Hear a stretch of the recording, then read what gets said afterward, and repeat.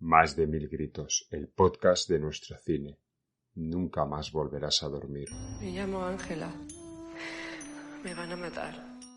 ¿Qué es esto? ¿Pero qué está haciendo?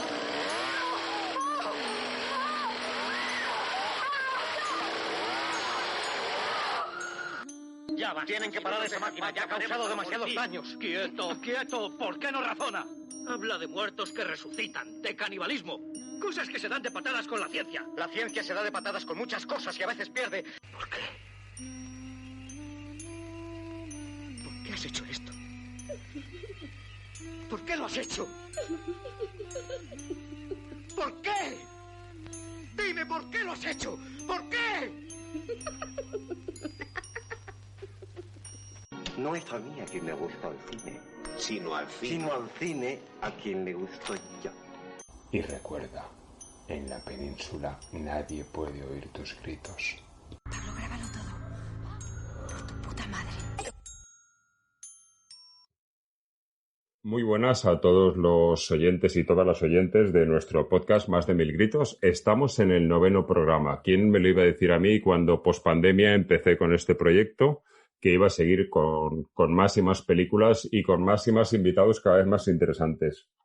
Hoy vamos a hablar del Aviso, una película dirigida por Daniel Calpasorro y que está basada en una estupenda novela de Paul Penn.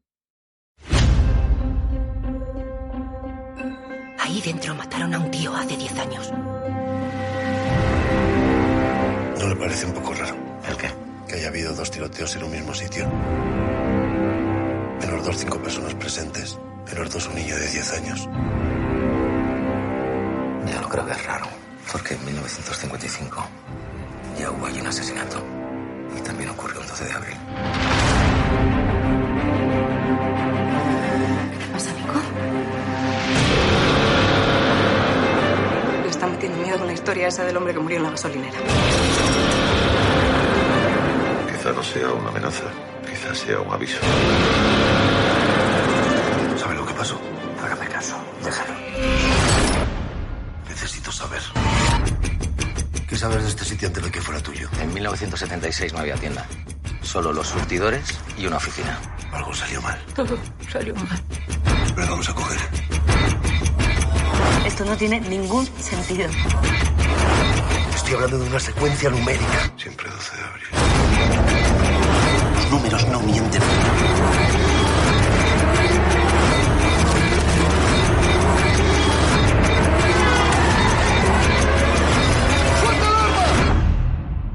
Esto no encaja.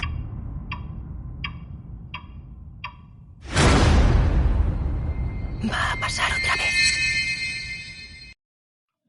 Bueno, pues nada, ¿quién podía ser la persona más indicada para conocer todos los entresijos de esta magnífica historia, El Aviso, que el propio autor de la novela? Una novela que, si no me equivoco, y ahora nos rectificará él, fue ganadora del premio Jóvenes Promesas de FNAC.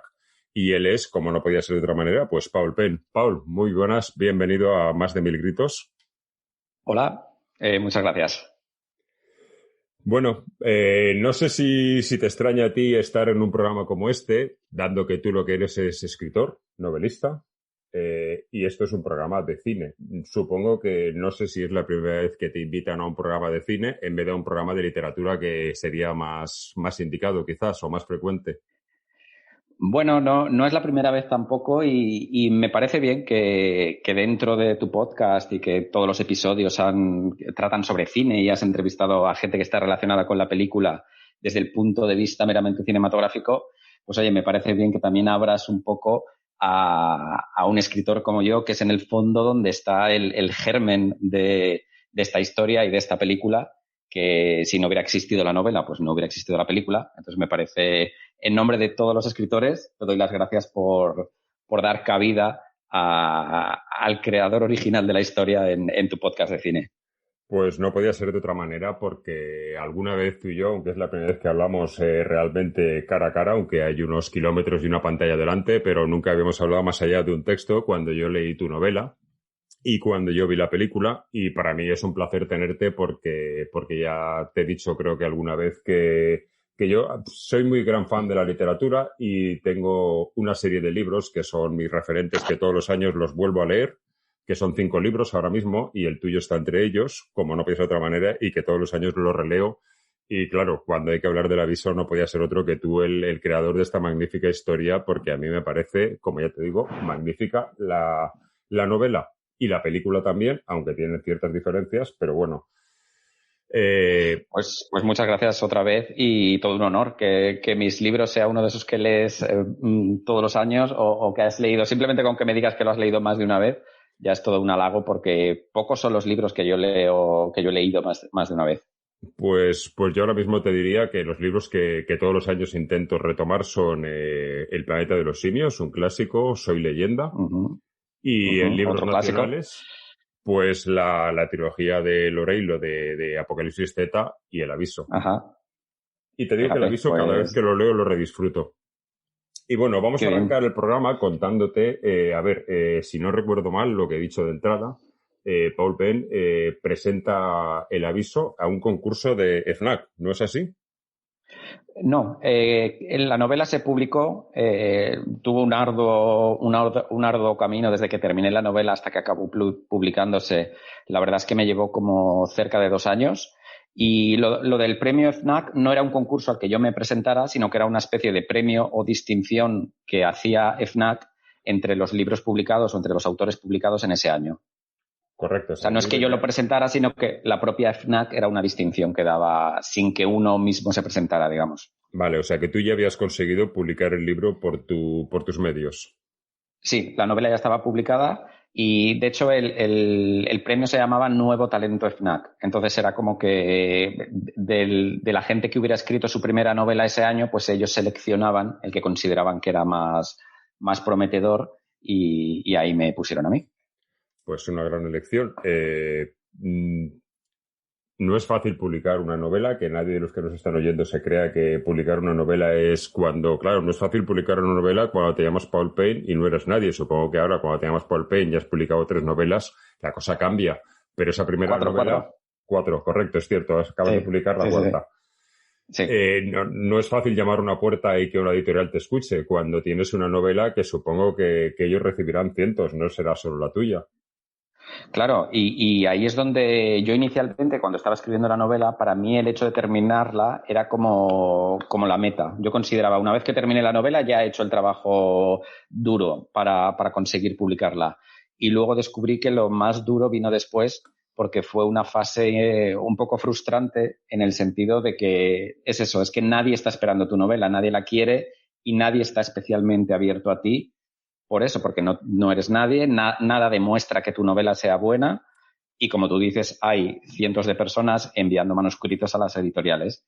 Entonces, destacar entre todo eso, pues es una cosa muy complicada y, de hecho, yo no lo conseguí por mí mismo, sino que conocí la figura del agente literario, que era una figura que yo no conocía del todo bien.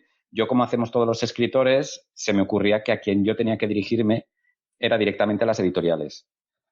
Y esto te puede funcionar, pero como me pasó a mí, puede no funcionarte por lo que decimos, porque no hay nada que le dé la garantía a esta editorial de que tu manuscrito es bueno, a no ser que tengas ya nombre por alguna otra razón o yo qué sé, o que seas conocido por otra labor que ya tengas ciertas referencias.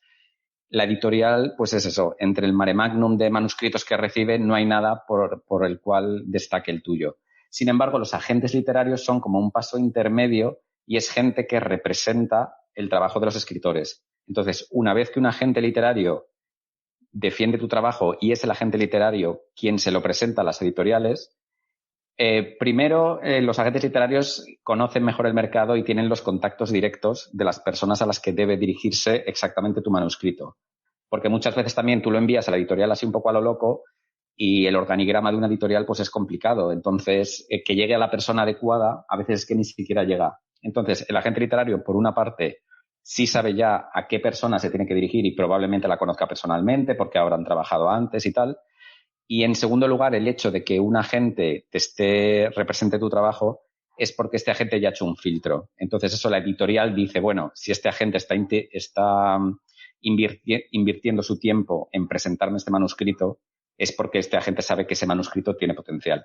Correcto. Entonces es un paso intermedio que ayuda mucho, que tampoco es fácil porque los agentes ya también están sobrepasados. O sea, los agentes también ya reciben otro montón de manuscritos de gente que quiere ser representada. Tampoco es fácil, pero ellos sí que están más abiertos por su propio interés, porque el agente, cuando lleva a un escritor, pues el agente se lleva un porcentaje de las ganancias de ese escritor. Correcto. Entonces, por su propio interés, el agente le interesa encontrar nuevo talento. Entonces, ese fue el camino que yo seguí. Bueno, pues en el momento que conseguí un agente, a partir de ahí, creo que fueron 4 meses después, ya estaba yo firmando con RBA. Correcto. Tu primera novela, y no solo consigues publicarla, cosa que desde luego, como ya nos has comentado, no es fácil. Ya no es fácil escribirla, no es fácil publicarla. Y con la primera novela hacen una película. Eso ya tiene que ser... Sí, la verdad. En eso tiene que ser de ¿qué más me puede pasar bonito y bueno? Ya, sí. Yo la verdad es que ahí flipé bastante porque además eso fue todo bastante rápido. O sea, después de los casi 2 años que te digo de estar frustrado de esto no me lo va a publicar nadie, no lo voy a conseguir, yo ya estaba decidido a, bueno, intentaré con otra novela, pero tampoco sabía cuántas novelas iba a ser capaz de escribir sin publicar. Pero bueno, intentaba no desanimarme y dije, voy a empezar la siguiente. Y de repente todo cambió, la novela se publicó, empezó a gustar, llegó lo de FNAC. Ese mismo año Morena Films, la productora, leyó el manuscrito y dijo que quería adaptarla. Entonces, de repente yo estaba diciendo como, vaya, todo se está encaminando y de repente empezó a ir todo como muy bien. Y para mí la adaptación al cine era un objetivo que yo me planteaba porque era es algo que siempre me ha apasionado, las adaptaciones a cine de libros y compararlos. Y son 2 medios que me interesan mucho. Entonces, la verdad es que fue como un objetivo y casi un sueño cumplido muy rápido, que la verdad es que cada vez que me acuerdo es algo que no se me olvida, es algo de lo que no me olvido de estar agradecido por aquello que ocurrió. Muy bien, bueno, sí, agradecido, pero desde luego se produjo por tu trabajo, porque la novela está ahí, la novela la has hecho tú, que luego se confluyan todos los astros para que todo funcione, pero hay que escribir una novela buena, no, eso no le ocurre a cualquiera que escriba una novela, desde luego. Sí, no, eso está claro. Lo primero es el trabajo. Lo primero hay que hacer el trabajo de escribir y tener una buena historia. Sin eso nada más va a pasar, eso está claro. Bueno, mi primer acercamiento a esta novela, de la que ya te he dicho en contadas ocasiones que soy muy fan, es cuando, claro, aunque yo leo muchos libros, pero yo estoy más vinculado, digamos, al mundo como aficionado al mundo del cine. Entonces, mi primer acercamiento a esta novela fue en el Salón de las Series y el Cine, creo que se llamaba, de Barcelona, en L'Hospitalet, donde yo fui como prensa por el blog que tengo. Entré allí, no sabía muy bien de qué iba aquella feria, que me habían invitado y nada, y lo primero que me llamó la atención es que vi un display enorme de un póster amarillo, de un sobre lacrado con una mariposa, una polilla más que una mariposa, donde ponía el aviso, una película de Daniel Calpazorro. En ese mismo momento busqué en internet y vi que la hacía él, que estaba basada en un libro de un señor que yo no sabía ni quién era, que se llamaba Paul Payne, que por cierto, para mí en ese momento pensé, este tipo debe ser inglés o algo, porque con este nombre no se llama Antonio Muñoz.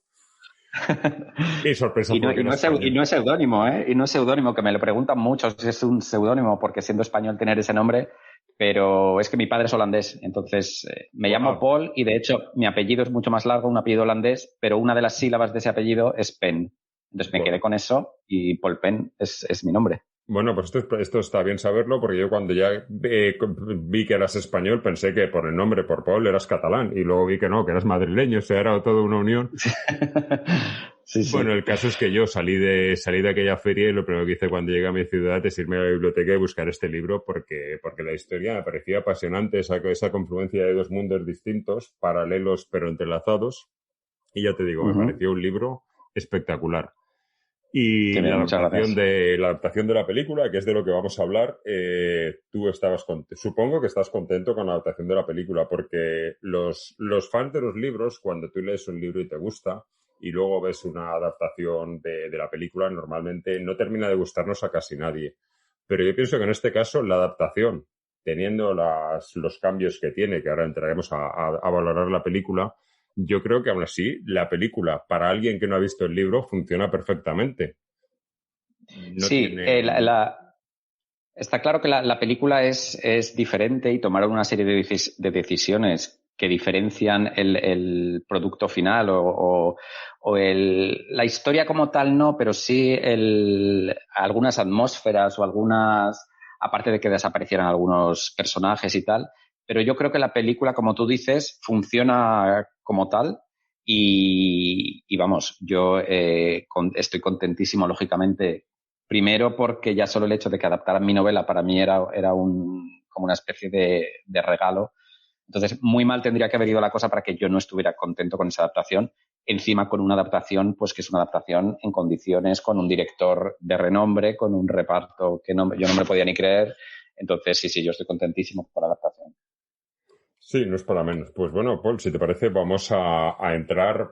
Bueno, antes de entrar a hablar de la película, como tú has dicho, tienes 4 novelas y se habló en su día de que tu segunda novela también había alguna preparación para adaptarla al cine. ¿Esto es así? ¿Sigue adelante este proyecto? Pues ha habido un cambio curioso y es que ahora mismo el proyecto de adaptación a cine del Brillo de las Luciérnagas está más parado, pero el que ha tomado la delantera es la adaptación de mi tercera novela, que es La casa entre los cactus, y que eso el inicio del rodaje es inminente y dentro de nada ya se anunciará y podré comentarlo, que de momento no puedo decir nada, pero bueno, ya prácticamente te lo estoy diciendo, que este proyecto ha tomado la delantera y va a iniciar el rodaje muy, muy pronto. Vale, pues buena exclusiva que nos das. O sea, 4 novelas, 3 con posibilidad de adaptación al cine, una ya con ella, un corto también de una serie de relatos cortos que publicaste. También lo tuyo es el cine y es la literatura, es todo. Ya no me puedo quejar. La verdad es que cuando me lo dices así, uno al final está metido en su rutina y en su trabajo y como que te van pasando cosas y no te vas dando cuenta. Pero claro, cuando lo pienso así y me lo dices tú, es como que me doy cuenta y digo, jolín, la verdad que fuerte. La verdad es que estoy muy contento con cómo están yendo las cosas. Bueno, pero seguro, ya te digo yo, que he leído algunas de tus novelas es porque las historias lo merecen, no es nada gratis. Esto no son milagros. La película... no sé si tú estuviste presente porque en los extras del Blu-ray se te ve en alguna de las partes de rodaje. Tú tuviste oportunidad de estar en rodaje, evidentemente, pero supongo que de tomar decisiones no tomaste ninguna respecto a esta adaptación de guión que decimos que es algo distinta. Sí, no, nada. Yo en este caso vendí, digamos, los derechos de la novela. Es decir, una productora se acerca al escritor y le compra los derechos de la novela y esto puede ocurrir de 1000 maneras y el escritor puede, pues es como todo en la vida, pues es negociar cuál va a ser tu participación o tu intervención y yo en este caso me desentendí completamente, o sea, yo quería vender los derechos de la novela y dejar esa historia en manos de la productora y que la productora eligiera guionista, eligiera director y que hicieran la adaptación de la novela sin que yo tuviera nada que ver. Fue una decisión propia, además, porque yo estaba ya como que yo ya había escrito la novela, me había costado mucho y tampoco te creas que me apetecía mucho como meterme otra vez a darle vueltas y entonces simplemente preferí dar libertad a que adaptaran la película a la novela como ellos quisieran. Entonces sí me consultaban y tengo muy buena relación con la productora y me mantenían al tanto de todo, me iban mandando versiones de guión, pero decisiones como tal yo no tomé. O sea, eso fue la productora la que se encargó de la adaptación completamente. Muy bien, pues vamos allá a lo que es a hablar. Hemos hablado un ratito de lo que es la novela, que ya te digo que yo no podría hablar todo el programa podría estar hablando de tu novela, pero es un programa de cine y vamos a hablar del libro, aunque de la película. De la película. Me va a costar, como verás. La película arranca con una fotografía preciosa, usando una paleta de colores muy bonita y que nos presenta unos personajes ya en la puerta del Open, que es otro de los personajes, aunque en la película llaman el 24, pero tú le llamas el Open y a mí me gusta más este nombre. Y esa noche lluviosa y esa fotografía tan bonita, yo no sé si la ciudad en la que transcurre la novela en tu cabeza era así, pero yo cuando la vi dije, es que es la ciudad de la novela, tal cual, es la misma ciudad. Pues ahí hicieron una cosa curiosa además en la película y es que diferenciaron las dos tramas paralelas que tiene la historia, digamos, del futuro o del presente o del pasado y el presente, como queramos enfocarlo, pero esas dos historias separadas por 10 años. En la película hicieron una cosa que me pareció muy curiosa y es que el pasado casi siempre es de noche y está lluvioso, y el futuro, sin embargo, es de día. Es como que ahí la fotografía te permite diferenciar claramente en qué línea temporal estás, que eso es algo que en mi novela no estaba. Mi novela simplemente... También es verdad que en una novela yo en los encabezamientos podía aclarar qué año era, y ese recurso en una película pues quizá hubiera sido un poco cansino. Entonces ahí decidieron marcar esta diferencia temporal con un recurso de, pues como tú dices, de las paletas de colores y de la fotografía, que me pareció una manera muy, muy inteligente de hacerlo. En cuanto al tipo de ciudad, sin embargo, en mi cabeza, y tal y como está en la novela, era un barrio mucho más residencial, en el sentido de que yo lo imaginaba más una zona como de chalets, quizá una zona un poco más del estilo residencial que estamos acostumbrados a ver en películas americanas, que creo que había una influencia de todo lo que yo veo a llevármelo a este tipo de sitio, de barrio residencial, y no tanto a una zona mucho más cercana a la ciudad, como hicieron en la película, que era, digamos, un barrio en la película es más un barrio de la periferia, y en mi novela era más una urbanización ya de ciudad residencial alejada de la ciudad. Correcto, sí, pero no sé si estarás de acuerdo conmigo, que esto es un punto que yo quería tratar contigo, que yo pienso que, aunque esto es así, yo al decir lo de la ciudad no me refería exactamente a esto, que es cierto que es distinto, sino al ambiente de la ciudad, al ambiente de la situación, de la polución, del tráfico. Me refería a ese tipo, porque lo que tú dices es cierto, pero aquí vamos a hablar de otra cosa que también creo que en esto influye, en que en tu caso, en la novela, creo que también es notable la posición social es algo más alta, por tanto pueden vivir en ese barrio residencial, y aquí decidieron que la posición social de la familia fuera distinta, digamos. Sí. Entonces, claro, no podían vivir en ese barrio con una clase social un poquito más sencilla, más de la que tenemos todos los de a pie. Sí, claro, no, sí, era todo muy... En la película, lógicamente, tomaron decisiones que eran coherentes dentro de... Y todo se hizo por algo.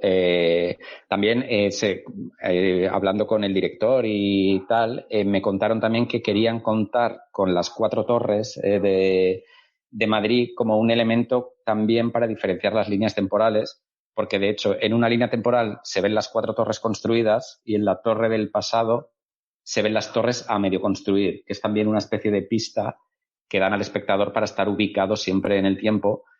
Y por eso fue también una de las razones por las cuales situaron la historia en esa área cercana a las 4 torres de Madrid. Entonces, todo se hizo por algo, que es lo que permite que la película sea coherente dentro de sí misma, aunque no sea exactamente el escenario calcado de donde transcurría la novela.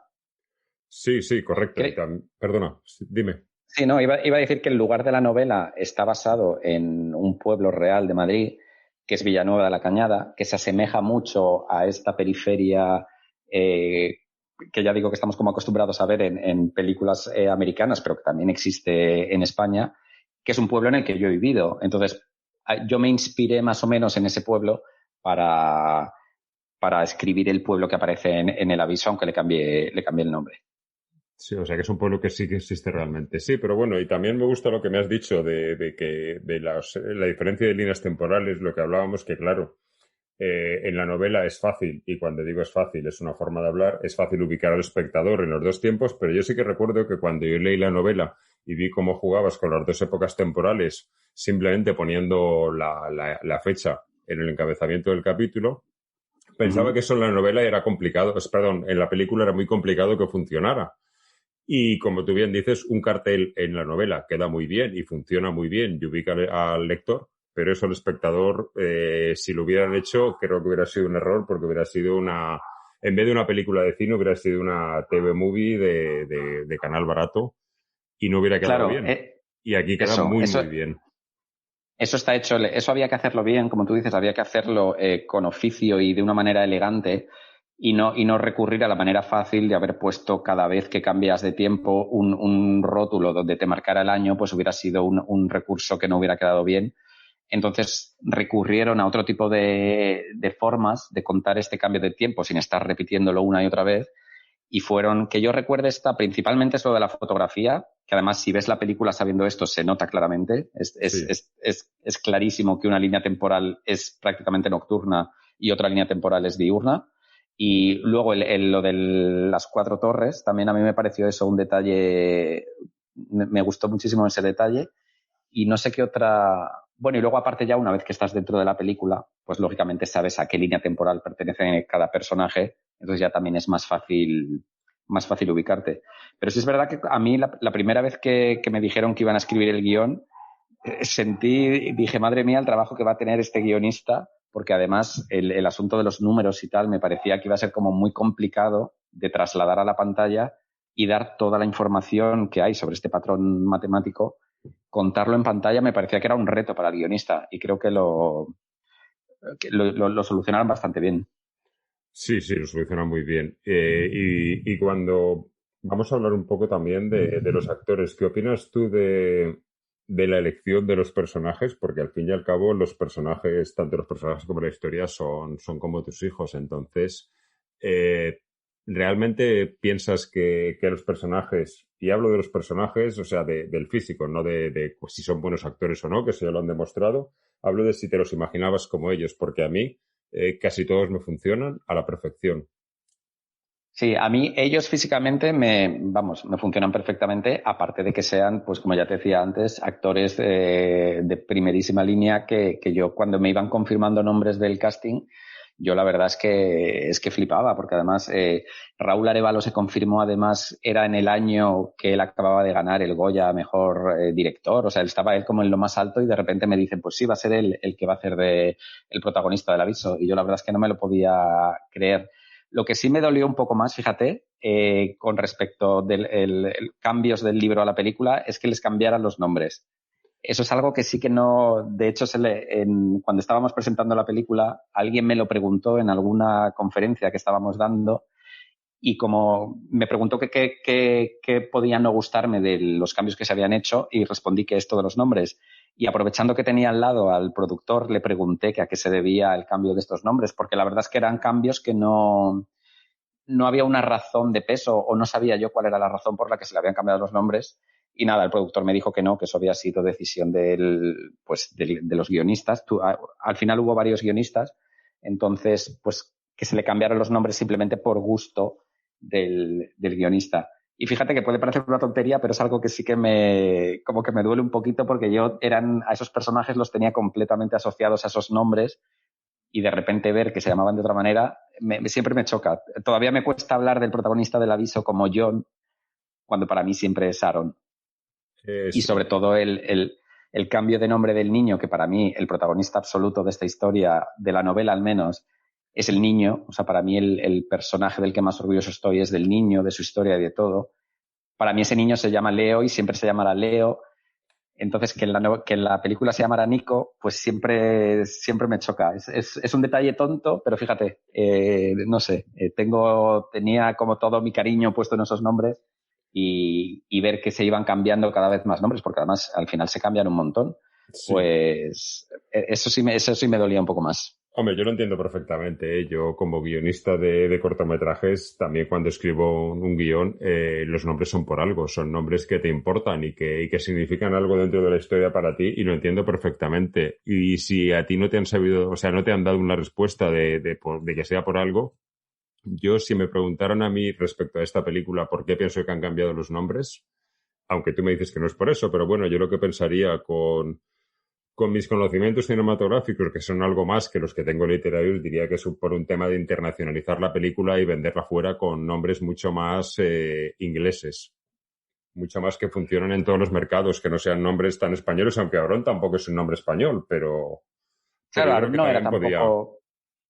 Ya, la verdad es que no lo sé, pero es lo que dices. Por ejemplo, Leo, para mí, Leo se llamaba Leo porque en la novela, claro, esto en la película tampoco está reflejado, entonces, pues a lo mejor tampoco hacía falta, pero en la novela, como recordarás, a Leo le encanta mirar el cielo, está siempre hablando de las estrellas y como que es un niño que le encanta las estrellas, el cielo y todo eso.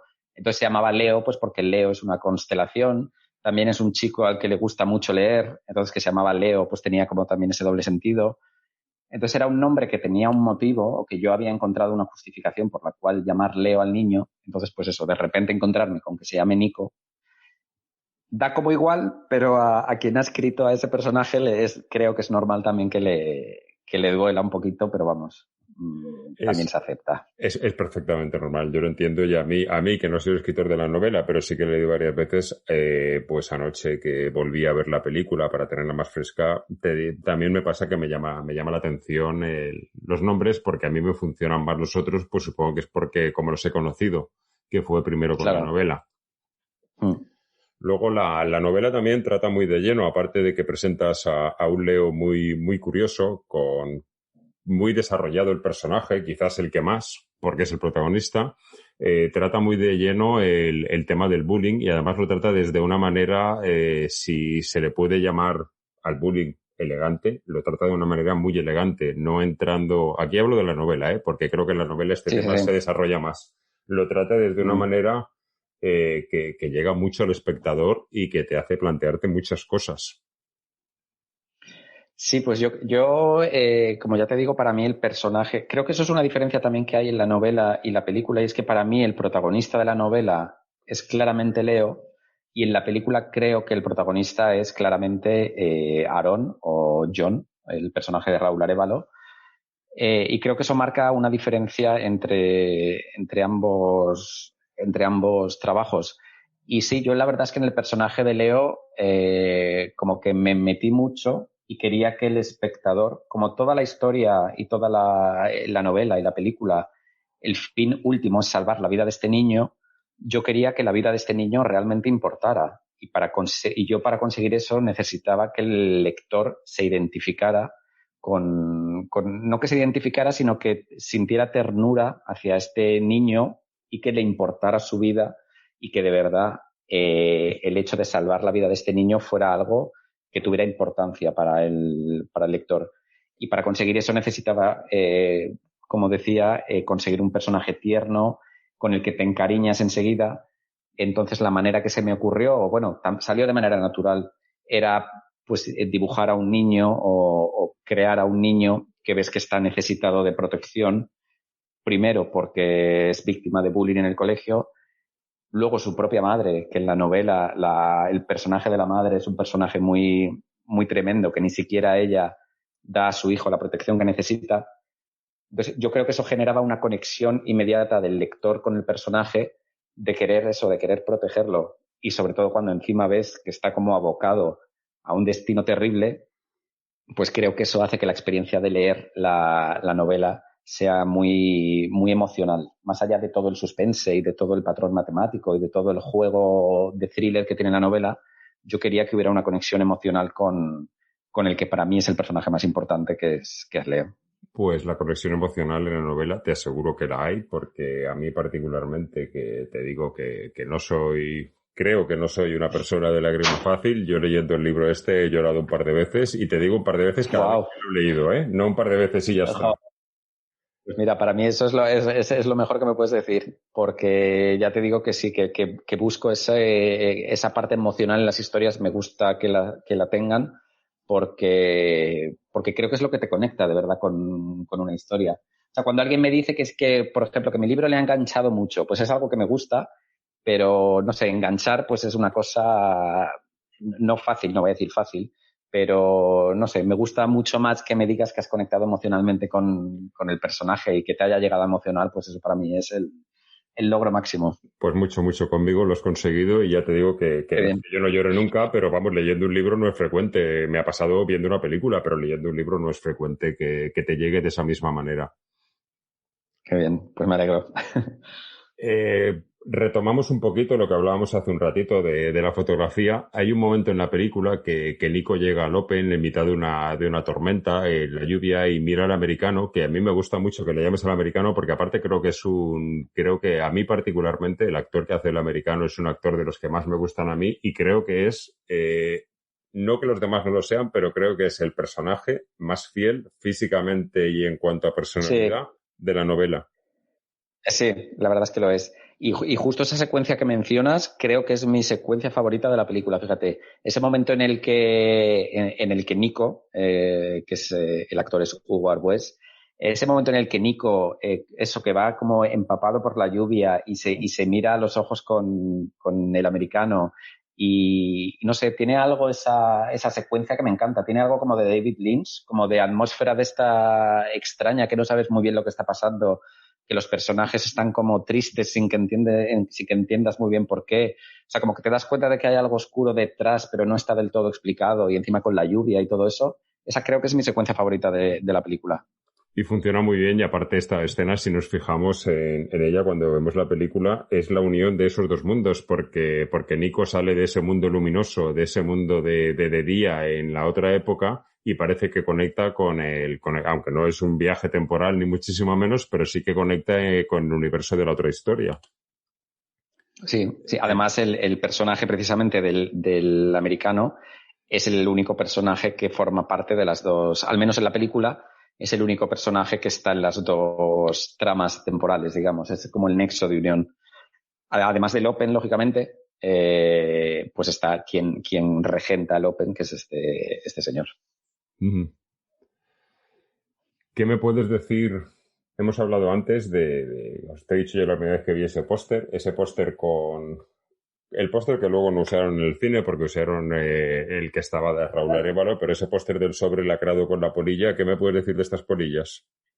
Pues ese era el teaser póster, ese fue como el primer póster que se usó para ilustrar la película, y a mí ese póster me encantó. Es curioso porque a mí el asunto de los insectos es una cosa que a mí me apasiona desde pequeño y que me gusta mucho, y es algo que estuvo muy presente en mi siguiente novela, en El brillo de las luciérnagas. Entonces me pareció como curioso que al aviso trajeran esto de los insectos, que no formaba parte de mi novela del aviso, sino que era como algo que pertenecía más a mi novela siguiente. Entonces fue algo curioso. Me pareció como una señal de porque eso es algo además que añadieron en el guión. O sea, las mariposas estas forman parte en la película de la locura del protagonista, y eso no estaba en mi novela. Sí, entonces por fue eso... que como añadieron un elemento inédito a la película, que aunque no estaba en mi novela, es algo como que siento muy mío, porque ya te digo que los insectos es una cosa que siempre me ha apasionado y que están como presentes en mi obra y que eran muy protagonistas de la siguiente novela, que era El brillo de las luciérnagas.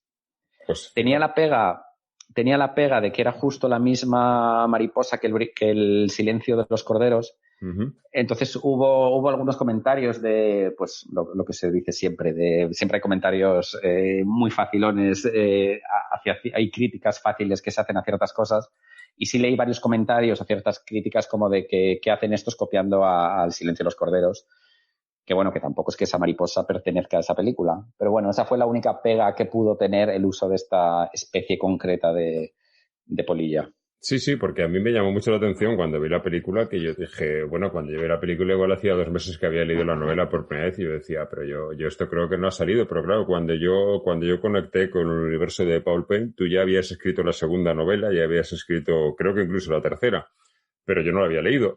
Y sí que llegué yo a pensar que esa aparición de esas polillas era como una especie de homenaje a tu siguiente novela, en la que tú igual habías participado en meterla, o que lo había querido hacer el director porque... No sé, y una historia que me hizo en la cabeza de que evidentemente no es lo que era. Sí, claro, es que tiene sentido, porque ya te digo que no, que es una cosa que añadió alguno de los guionistas, pero es gracioso porque es algo que forma mucha parte del universo Paul Penn, si es que existe ya el universo Paul Penn, pero es gracioso, sí, que metieran un elemento que no había metido yo, pero que tenía tanto que ver conmigo.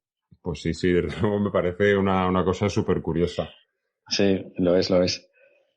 Momentos después de esta escena, llegamos a un punto en el que John intenta explicarle a Andrea la situación, y es algo más compleja.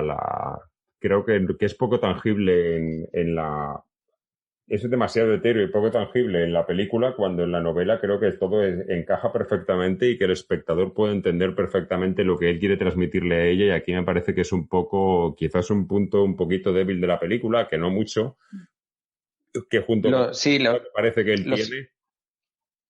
Sí, y lo simplificaron quizá un poco demasiado, que yo no, claro, también es lo que te decía antes, y por eso cuando yo supe que iban a hacer la adaptación pensé en ese guionista y dije, ¿cómo va a contar todo este asunto del patrón matemático y el lío de fechas?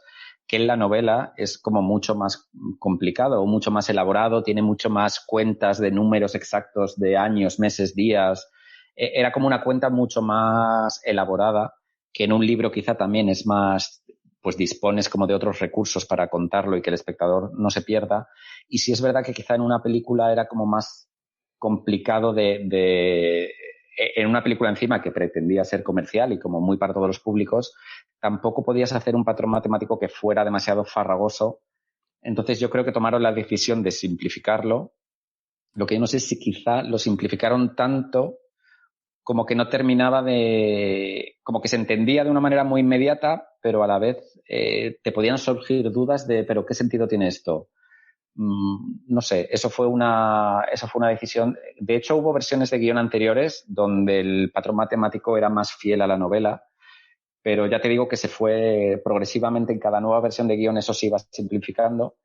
Y al final lo simplificaron a reducirlo como que siempre ocurría lo mismo el 12 de abril, es decir, en la misma fecha, era como aniversarios redondos. Sí. Y en la novela no, en la novela era una cuenta mucho más complicada. Sí, es cierto, y incluso en la siguiente escena, que es cuando tras el ataque, por llamarlo de alguna manera, de las polillas, el protagonista sale corriendo hacia el Open. En la novela es mucho más tangible a lo que va y por qué va. Aquí también es un poco que entre que no queda demasiado claro y que se lo encuentra. Como que llego aquí, me llaman y lo soluciono todo aquí más inmediato y más rápido. En la novela esto estaba mucho más elaborado, más... Pues mira, ahí fíjate que me viene bien tu visión desde fuera, porque también es verdad que yo estoy tan metido en la historia que a veces yo ya no sé si las cosas que puedo quizá no ver del todo claras en la película es porque yo estoy como intoxicado y creo que todo hay que explicarlo tanto como yo lo expliqué en la novela. Entonces hay veces que yo no sé ya si yo estoy diferenciando bien lo que se entiende de lo que no. Entonces ahí tu visión me es casi más valiosa que mi propia opinión. Para saber si realmente eso llega a entenderse del todo lo que está haciendo el personaje y por qué lo está haciendo. Ya te digo que yo ahí también me pierdo un poco. No sé el espectador si está teniendo toda la información. Claro, nos haría falta la visión de alguien que hubiera visto la película y no hubiera leído la novela. Y no hubiera leído la novela, claro. Yo he leído críticas, soy muy de leer Film Affinity y todo esto lo leo por curiosidad. Y sí es verdad que he leído algunos comentarios, algunas reviews sobre, pues eso, hay quien no ha entendido realmente lo que está pasando. Dentro de que es sencillo, como que no termina de entenderse del todo. Sí, que esto es... Tampoco voy yo a quitarme culpa en el sentido de que en la novela también es verdad que no llega a explicarse por qué ocurre lo que ocurre, y eso es una crítica que recibió la novela. O sea, igual que he leído críticas a la película, también hay una crítica recurrente a la novela, y es que este patrón matemático no llega a explicarse por qué ocurre. Que yo consideré que no era necesario y para mí era para mí era lo de menos que ese patrón fuera a explicar que de repente esto es porque, yo qué sé, no sé, es que no sé ninguna explicación porque no me pareció interesante. A mí me interesaba ver lo que descubrir este patrón generaba en Aaron y salvar la vida de Leo, todo esto. No es necesario. Entonces, claro, yo creo que no, pero es una crítica que sí se ha repetido a la novela y es como, qué fácil, se ha acabado y no nos han explicado por qué existe este patrón. Y es como, bueno, pues para mí es que eso no era... Entiendo que alguien pueda llegar a decir eso, pero no, para mí no era lo importante en absoluto. Bueno, yo y un amigo tenemos que él también escribe guiones, tenemos una frase recurrente sobre este tipo de críticas que es, sí, hazlo tú, ¿sabes? Esto es muy fácil, pero hazlo tú. Hazlo tú a ver si es tan fácil. ¿Sabes? Escríbete una novela, a ver si es tan fácil. Incluso ayer viendo los extras de la película, no recuerdo exactamente lo que decía Calpasorro, no respecto a esta escena, sino respecto al cine cuando las cosas no se explican. Y no recuerdo exactamente lo que decía, pero sí que decía que muchas veces no hace falta explicarlo todo, que para eso está la inteligencia del espectador. Claro.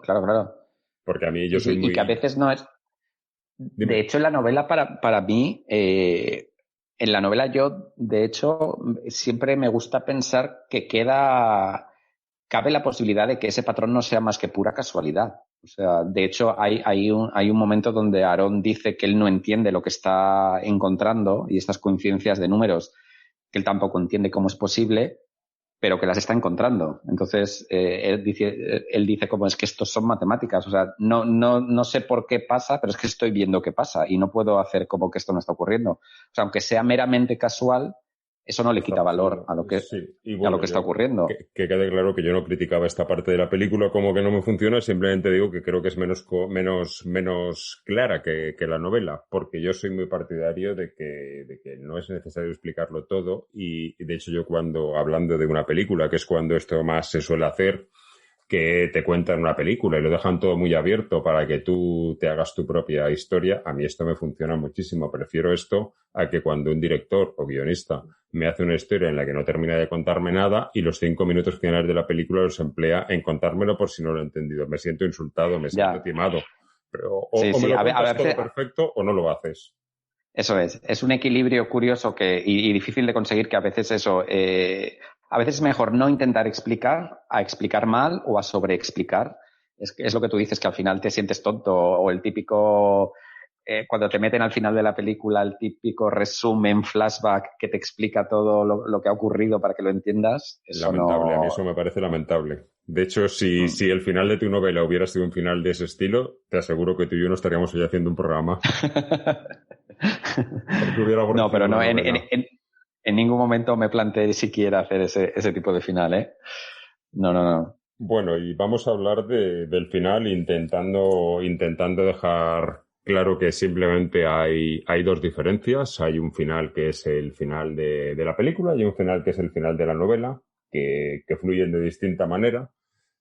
Uh-huh. Pero vamos a centrarnos en el final de la película. Yo aún recuerdo el día que yo vi esta película por primera vez, en un preestreno que se hizo en mi ciudad. Y yo recuerdo estar en la butaca, fui al cine solo ese día, y estar en la butaca viendo cómo funcionaba todo, cómo fluía la película a pesar de los cambios que hemos comentado, que habían respecto a la novela, y cómo no me importaban esos cambios porque la película me estaba funcionando, pero yo estaba en la butaca entre rezando porque el final fuera el mismo que el de la novela y sabiendo que eso no iba a pasar.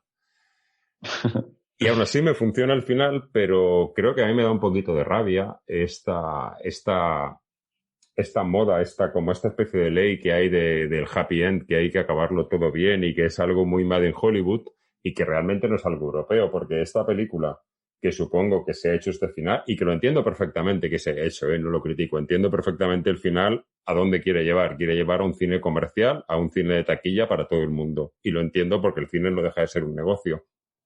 Uh-huh. Pero esta misma película, si tú en vez de ser de Madrid fueras francés y fuera una producción francesa, muchas veces me atrevo yo a pensar que como los franceses no tienen filtro en el cine fantástico y de terror y les da igual sacar lo que saquen, quizás hubieran sido un poquito más abiertos a otro tipo de finales, incluso que no fuera el de la novela, que fuera otro distinto, pero no tan happy end. Ya, esto es lo que tú dices. Es como una decisión que se entiende por el tipo de película que es y el tipo de aspiraciones que tenía. Pues eso, aspiraba a ser película comercial, de hacer cierta taquilla, y pues son más conservadores con ciertas decisiones. Y sí que fue algo, yo esto sí que me lo esperé desde el principio, y no sé si incluso en conversaciones ya inicialmente con la productora ya se me dio a entender, o yo entendí que el final de la novela no se iba a poder mantener. Que para mí era una pena, porque para mí creo que mucho de lo que define esta novela es el final. Y para mí el final es como completamente fiel a lo que he estado diciendo durante toda la novela. O sea, es como que en la novela estoy transmitiendo un mensaje sobre el destino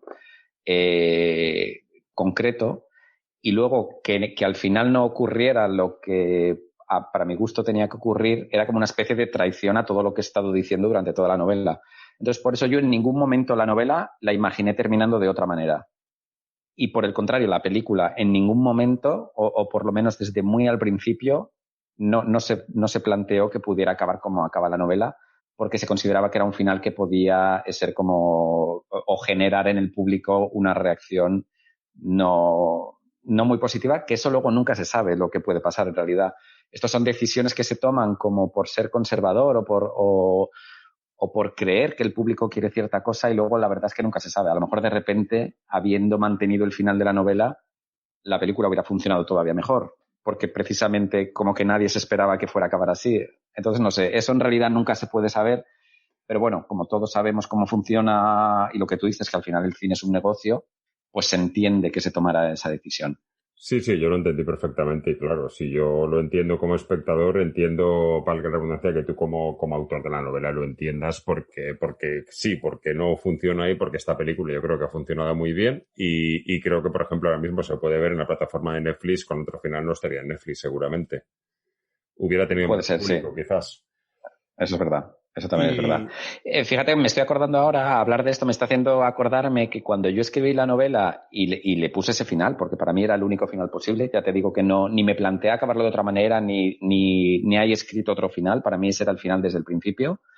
De hecho, en el propio prólogo de la novela, cómo acaba ese prólogo es como un aviso de cómo va a acabar la novela, más o menos. Velado, hay como una pista importante de cómo va a acabar la novela.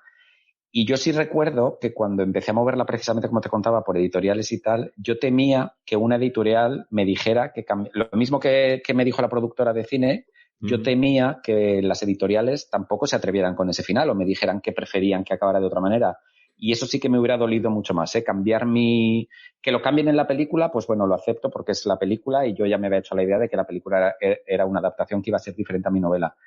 Pero que me hubieran planteado cambiarlo en mi novela, eso sí que hubiera sido una decisión difícil de tomar porque ya te digo que para mí era el único final posible y el único final que yo veía coherente con todo lo que había ido hablando en la novela.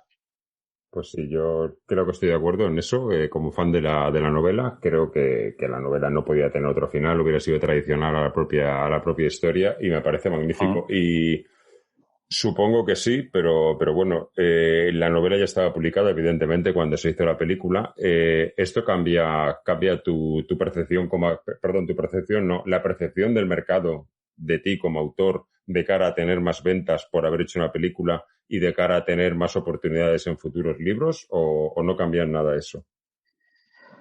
Pues la verdad es que no podré saber muy bien cómo ha afectado, porque también es verdad que aunque esta es mi primera novela, en la adaptación, y aunque se compraron los derechos el mismo año que salió la novela, en 2011, la película tardó 7 años en estrenarse. Entonces, porque dio muchas vueltas. La película inicialmente iba a ser española, luego Morena Films iban a irse a Estados Unidos a abrir una delegación allí.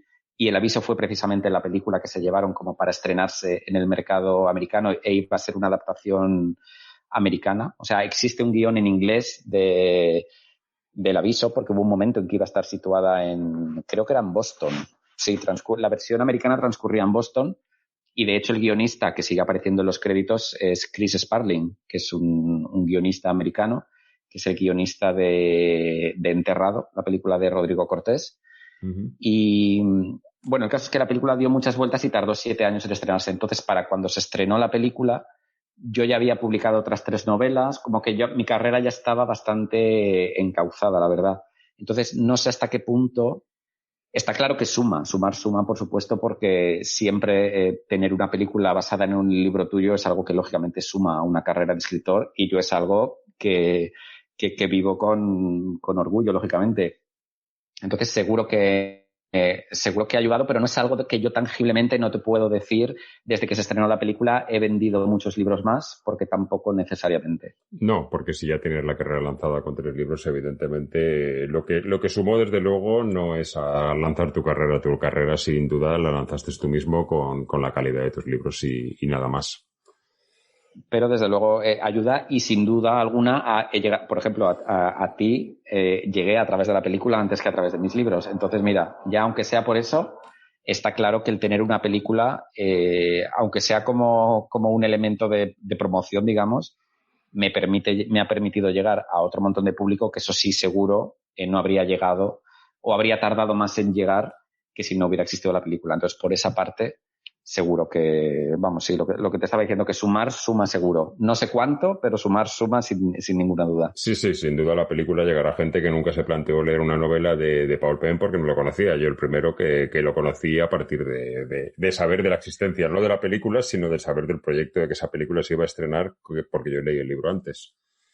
Y por eso a mí mismo siempre me ha apasionado lo de las adaptaciones de película de libros a película, porque yo mismo he conocido muchos escritores a partir de adaptaciones cinematográficas. Al propio Stephen King, yo el primer contacto que tuve con Stephen King fue viendo la película Carrie. Y a partir de Carrie yo leí a Stephen King, leí la novela y a partir de ahí, pues, fan para siempre de Stephen King. Pero yo llegué a él a través de la adaptación cinematográfica. Entonces, está claro que una adaptación cinematográfica es una herramienta para un escritor para llegar a otro montón de público al que o no ibas a llegar o ibas a tardar más en llegar. Sí, está claro. Yo también te digo que gracias a cuando escribí la reseña sobre la novela y sobre la película, pues le he dado a conocer tu literatura a muchos compañeros del trabajo y a muchos amigos y pues han ido leyendo libros tuyos a partir de ahí, como han hecho muchas otras personas.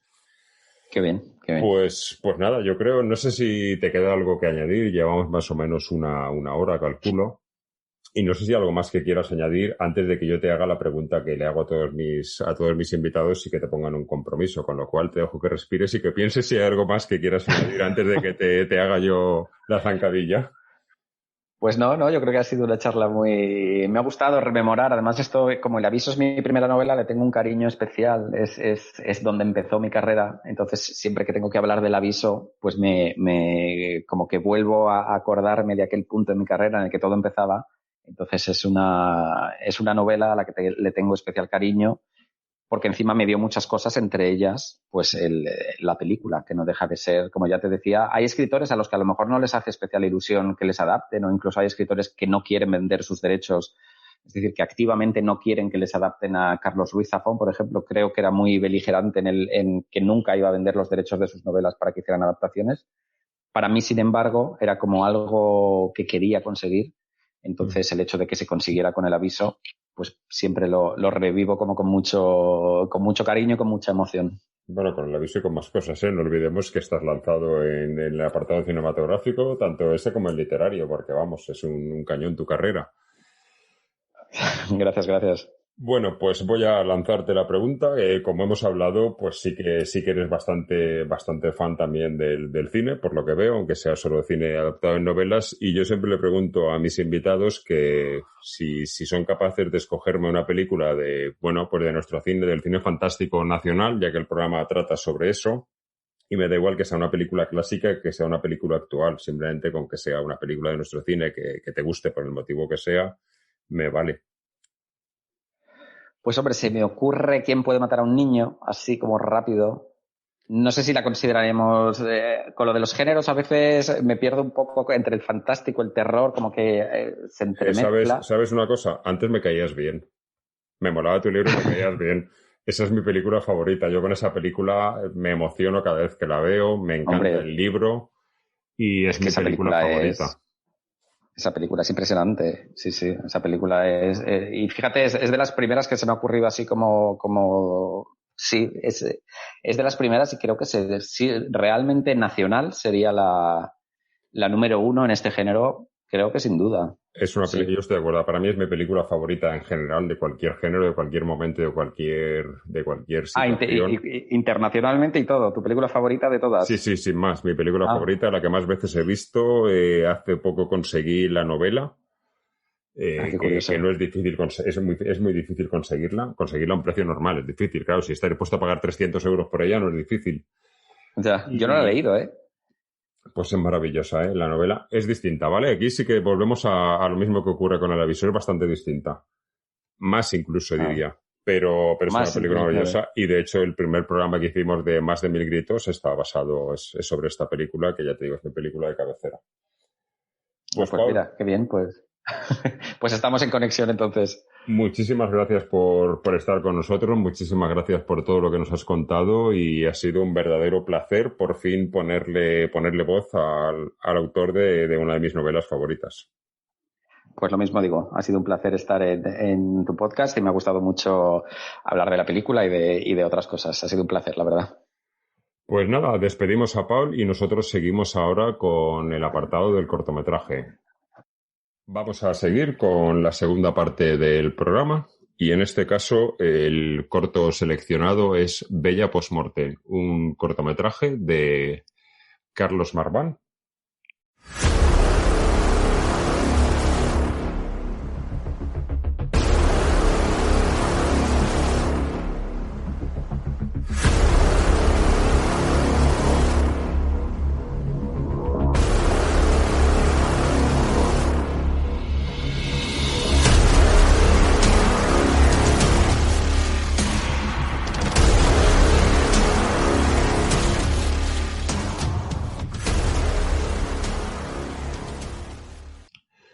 Bueno, pues Bella Postmortem es un cortometraje que pertenece a una trilogía o saga, porque no sé muy bien lo que es. Ahora nos lo explicará nuestro invitado, que no es otro que Carlos Marván, director de esta maravilla de corto y de otros cortos de los que hablaremos un poquito. Bienvenido, Carlos. Muy buenas. Gracias. Muy bienvenido a Más de Mil Gritos. Un placer tenerte porque un cortometrajista con el potencial que has demostrado hasta ahora como tú, pues tenía que estar en uno de nuestros programas, no sabía en cuál, pero en alguno tenías que estar como invitado porque tu carrera merece mucho la pena. Bueno, agradecerte enormemente la oportunidad además de poder estar aquí contigo, agradecerte además el apoyo y el empuje que tienes hacia los cortometrajistas, hacia los proyectos, el cine en general, y para mí es una satisfacción poder compartir este rato contigo. Pues nada, esperemos que a nuestros oyentes también les guste. Antes de entrar a hablar contigo y a destripar Bella Postmortem, como siempre, invito a nuestros oyentes y nuestras oyentes a que es el momento de que le deis a la pausa, busquéis el corto para verlo, que lo pueden encontrar, ¿dónde? Lo pueden encontrar, actualmente está público en YouTube y simplemente con poner su título, Bella Postmortem, lo encontrarán, creo que el primero. Muy bien, es interesante que lo veáis antes. Incluso recomendaría también que vierais Lucía, aunque no es necesario verlo, pero sí que se compenetran muy bien y se compaginan. Y sobre todo siempre os recomiendo que lo veáis porque igual nos pasamos con el cuchillo y abrimos el corto en canal y no queremos destriparos nada. Bueno, Carlos, 2019 y te marcas nada más y nada menos que 3 cortometrajes con lo complicado que es levantar un proyecto. Tú no contento con eso, levantas 3. Y quería también que me dijeras cómo eres capaz de levantar 3 proyectos. Cómo no solo eso, sino 3 proyectos que entre Lucía y Bella Postmortem es más que evidente que tienen algo que ver entre sí, que luego analizaremos. Pero yo también le veo coletazos a hermanas de tener algo. No sé si es cierto o son imaginaciones mías. Pues efectivamente, 2019 fue un año muy intenso. Es cierto que ahí levanté la trilogía. Es como bien has dicho, es una trilogía. Es una trilogía que en un principio la realicé sin querer realizarla, es decir, sin tener pensado que la iba a realizar de esta manera. Lucía fue mi primer cortometraje, como digo yo siempre, es un experimento cinematográfico en el que, bueno, pues transmitía pues realmente el género de terror que más me gusta a mí, que es el cine, bueno, pues el cine de lo paranormal, en el que hay una protagonista que es una niña. Y no contento con ello, una vez que lo terminé, una vez que lo editamos, lo montamos y me puse con la distribución, a pensar que me había quedado con muchos flecos en el aire, ¿no?, acerca de ese final. Entonces, en ese mismo año, después de devorar cantidades ingentes de cine, decidí realizar lo que yo para mí creo que es mi cortometraje más personal, que es Bella Postmortem. Lo considero como mi carta de amor hacia el cine de terror. Y entonces, bueno, pues influenciado por una cantidad inmensa de películas, porque sí que es cierto que yo a la hora de hacer cine cojo prestado, tributo, homenaje, como se llame, da igual. Muchísimas partes, muchísimas esencias de otro cine que he visto. Y sobre todo influenciado por una película en concreto que siempre me ha gustado muchísimo, que es La autopsia de Jane Doe. Y bueno, pues con eso conformé lo que es la historia de Bella Postmortem. Y la verdad es que estoy muy contento con el resultado. Es un cortometraje que saqué sin presupuesto. O sea, es decir, la trilogía del El mal adopta muchas formas, como la llamo yo, Es una trilogía de cortometrajes que 0 euros de presupuesto, en el que, bueno, me las ingenié de 1000 maneras para sacar adelante. Es decir, que Lucía, es verdad que teníamos una casa donde podíamos rodar todos los interiores y era mucho más pequeñito, pero luego con Bella Postmortem, por ejemplo, la infraestructura y las localizaciones principalmente eran más complejas porque rodamos dentro de un tanatorio real, un tanatorio activo las 24 horas del día y no era fácil encontrar un lugar como este. Pero bueno, yo siempre digo, Domingo, que hay que entablar amistad o relación positiva con todo el mundo y de esa manera pues me movía por todos los tanatorios que hay en la Comunidad de Madrid hasta que, bueno, pues contacté con el tanatorio de Galapagar, que desde aquí les mando un saludo, y me dieron todas las facilidades del mundo a mí y a las 2 únicas personas más que formaban el equipo técnico, porque realmente Bella Postmortem se realizó con un equipo técnico de 2 personas, es decir, Alba Peinado, que era la encargada de maquillaje y efectos especiales, y yo, que me tenía que dedicar absolutamente a todo el resto de labores y, por supuesto, a nuestra pequeña protagonista, Lucía. Aparte luego ya de, por supuesto, también seguir rodando con las otras secuencias en las que teníamos a Tania, que era la coprotagonista del cortometraje. Bueno, para quien no lo sepa, levantar un proyecto, un cortometraje con presupuesto 0 es complicado, desde luego, pero para quien no lo sepa respecto a esto que acaba de decir Carlos, normalmente el equipo técnico que lleva un cortometraje no son 2 personas, son 10, 15, 20... Pero bueno, hay gente con el arrojo y la capacidad de rodarlo. Y cierto es lo que tú comentas de que cuando trabajas con poco presupuesto, en Lucía quizás ese poco presupuesto es un poquito más latente para quien está muy rodado en ver muchos cortos, como es mi caso. Pero claro, desde luego Bella Postmortem no parece un cortometraje de bajo presupuesto, parece un cortometraje de los hechos con mucho, mucho dinero, porque tiene talento y tiene una potencia visual brutal. Y eso, desde luego, con poco dinero es complicado conseguirlo. Pues te lo agradezco muchísimo. Efectivamente, yo estoy muy contento con el resultado final. Y una de las cuestiones y de las principales pautas que llevaba sobre todo o sea, que decidí llevar para que el proyecto tuviese la máxima calidad posible fue el aprovechar los recursos visuales, efectivamente. Es decir, preferí, en este caso, al no tener un equipo de sonido, que evidentemente el sonido en vivo, por así decirlo, ¿no? Los diálogos, etcétera, que se pueden ver apreciablemente, no tienen una calidad suprema, como podríamos tener con mucho más presupuesto, pero sí es cierto que desarrollé otro sistema de visualización, es decir, me fui más hacia lo visual, hacia lo estético, cuidé lo máximo posible la fotografía e intenté crear sobre todo una atmósfera que compusiera todo lo que es el cortometraje en sí. Sí, y la verdad es que yo creo lo que consigues. Lo consigues sí, porque ahora entraremos a hablar ya de lo que es el corto en sí, porque también sí, no quiero meterme en el corto sin hablar también de que tienes un proyecto ahora mismo de largometraje, ¿no? Efectivamente, tenemos finalizado ya y estamos a la espera de realizar el preestreno, que desde aquí te invito a que vengas a él, por supuesto, que va a ser aquí en la Comunidad de Madrid, pero bueno. Complicado es ahora mismo, es una situación que en Valencia estamos enterrados, pero bueno, te agradezco la invitación. Y bueno, de todas maneras en Valencia si tenemos proyecciones, etcétera, vamos, ya sabes que yo estoy encantado de poder compartir sala contigo. Y efectivamente tenemos un proyecto de Herederas, una película efectivamente que levantamos el año pasado en plena pandemia, en el mes de agosto. ¿Y tiene algo que ver con la saga de la que estamos ahora analizando? Pues ciertamente, Domingo, algo tiene que ver. Es decir, no pertenece al universo Bella Postmortem, por así decirlo, pero sí que hay una cierta pasión por mí hacia el género de terror en este universo en concreto, ¿no? O sea, en esta temática en concreto sobre la muerte, la resurrección, en fin, vale, sí que hay varios conceptos que siempre me gusta tratarlos y sobre todo tratar el tema de los lazos familiares y ese aspecto que también siempre me ha apasionado.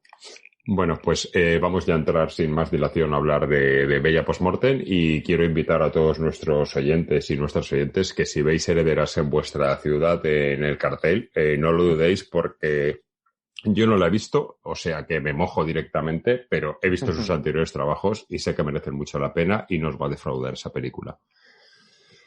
Bella Postmortem arranca con una pareja como protagonista de la historia, que son dos mujeres. Y esto es algo que me llama a mí mucho la atención de tu cinematografía, porque siempre, creo que siempre son roles femeninos las protagonistas de tus historias, y es algo que a mí me atrae, pero me llama la atención que siempre sea. ¿Esto es por algo en especial o es simplemente porque las historias te salen así? Me apasiona el cine con ellas como protagonistas, y sobre todo yo creo que es algo que debo llevar muy adentro en mí mismo, y el cine que más me ha gustado, el cine que más miedo me ha dado realmente, ha sido el cine en el que ellas eran las protagonistas. Había siempre niñas en el cine de terror, donde a mí, cuando era pequeño, me inquietaba muchísimo, ¿no? Y fíjate, ahora me ha llevado a trabajar con maravillosas actrices que estoy infinitamente siempre agradecido con ellas. O sea que sí que es algo muy, muy buscado a la hora de escribir, porque los guiones son tuyos, si no me equivoco. Efectivamente, eso es. Efectivamente. Hay otra cosa que también ahora voy a fusilarte un poquito con las marcas de la casa, las marcas de la casa de Carlos Marván, que todos los directores tendemos a tener algunas marcas de la casa, pero bueno, creo que en tu caso son muchas las marcas de la casa, no es solo una, son elementos comunes que siempre están presentes en tus cortos. Uno de ellos es la presencia femenina. Por otro lado, también tienes muy presentes siempre elementos comunes como las muñecas. En el caso de este corto aparece una muñeca que yo creo que es una referencia clara a una película que supongo que te gustará mucho. Efectivamente. Exactamente, sí. ¿Te ha influenciado mucho esa película? ¿Podemos decir cuál es? No creo que esto tampoco es fusilar demasiado el corto. Aparece la muñeca de Annabelle. Eso es, efectivamente. Y sí, eso es, me apasiona. Me apasiona evidentemente, vuelvo a decir, una de las cosas que siempre más miedo me ha generado es pues las pequeñas con las muñecas. Las muñecas en sí siempre me han generado bastante inquietud. Y hay varias marcas de la casa que además me han... Otros cineastas y compañeras y compañeros me han dicho, ¿no?, que a lo mejor no había incluso yo caído, ¿no? Y es efectivamente la presencia de la misma casa, la casa donde normalmente se desarrollan los eventos que hemos rodado, que formen parte como un personaje más de la historia. Sí, eso estoy de acuerdo también, que es muy, muy, muy común que tus casas sean parte del terror de la historia. Exactamente, eso es. Y la verdad es que, bueno, pues esos pequeños clichés o esas pequeñas referencias que siempre he usado y reusado, a la hora de escribir me salen solas. Es decir, yo planteo siempre una idea base en mi cabeza, y como pasó, pues, por ejemplo, con Lucía, con Bella Postmortem y posteriormente con el cortometraje Hermanas, pero a su vez también, quiero decir, no lo he querido evitar nunca y me ha salido solo el escribir y volver otra vez siempre sobre esas mismas bases, ¿no? Pero es que si funcionan tampoco tienes por qué evitarlas. No, me gusta. Además, voy a seguir trabajando siempre en esta temática de momento. El hecho de tener marcas de la casa nunca es malo. Otra de las marcas de la casa, que esta me apunto yo a que yo también la uso, tienes muy presente también la literatura, que salgan muchos libros. En esta película le haces un sentido homenaje, creo que a Stephen King, si no me equivoco, totalmente. Que supongo que la literatura será otro de tus referentes dentro del terror. Absolutamente, totalmente. De hecho, una de ahora que me lo comentas, en Lucía sí que es verdad que remarcaba el tema de muñecas. En Bella Postmortem hago un homenaje claro a Stephen. Y luego en otros proyectos, como por ejemplo en Herederas, también tengo otras referencias a Mary Shelley y a Lovecraft, que también me encanta. No es poca cosa el gusto que tienes literario. Si compaginamos nuestros gustos, desde luego en el literario compartimos casi al 100%. Yo no soy muy fan de Stephen King, soy más de Kuntz, pero bueno, hay que reconocer que lo demás es muy grande. Llegado el momento de que el corto arranca, que es como decíamos, es una pareja que están en la cama y una de ellas recibe una llamada para que vaya a su puesto de trabajo, que es un tanatorio. Sí. Me parece encantador la manera de la que en ese viaje de la protagonista hacia el tanatorio, cómo eres capaz de, con una sola emisora de radio, con una sola noticia, enlazar este corto con Lucía de una manera sutil y hermosa. Pues una vez más, gracias. Y efectivamente quería enlazar, porque evidentemente quien no hubiese visto Lucía anteriormente, pues bueno, pues a lo mejor sí que hubieran reconocido a la misma pequeña, a mi queridísima Lucía Castillo. Pero sí que es cierto que quería enlazarlo de alguna manera con un lazo más potente. Y realmente la emisora de radio que escucha Elena en el coche soy yo. Porque claro, no tenía un locutor y entonces, bueno, pues me grabé yo y repito exactamente las mismas frases con el que termina el cortometraje de Lucía, que yo creo que era la mejor manera, pues tal vez para enlazarlo directamente a modo secuela con este corto. Pues sí, está hecho de una manera con mucha calidad y sobre todo lo que tú dices, que si has visto el corto anterior, directamente te lleva a saber que están atados, pero si no lo has visto, simplemente es una noticia que aporta recursos a la historia que estamos viendo y punto. Con lo cual, creo que es algo que es de quitarse el sombrero. Pues muchísimas gracias, de verdad. De verdad, ¿eh?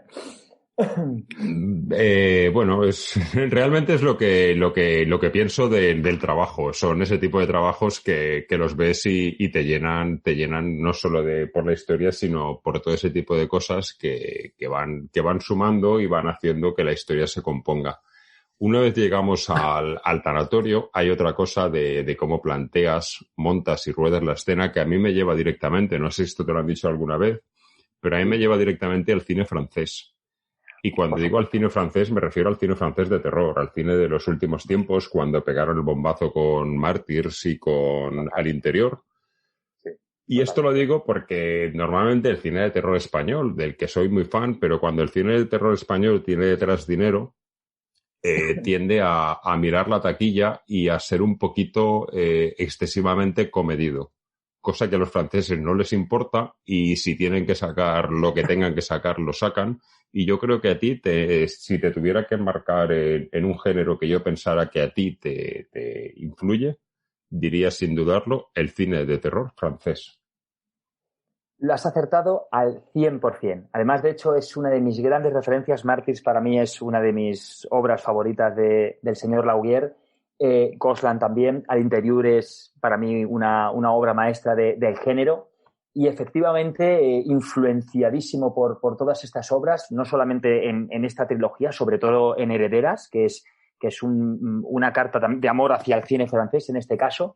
Y sí, efectivamente, intento marcar todas las posibles referencias hacia ese cine que me apasiona y que espero pronto poder trabajar allí. Aparte, tienes toda la razón del mundo. A mí el cine español me encanta, el cine de terror español me encanta, pero sí que es verdad que cuando hay dinero de por medio, hay una cantidad importante, un presupuesto grande, tiende a ser más comedido, tiende a lo que tú bien has dicho, a mirar más bien la taquilla y la comercialidad, ¿no?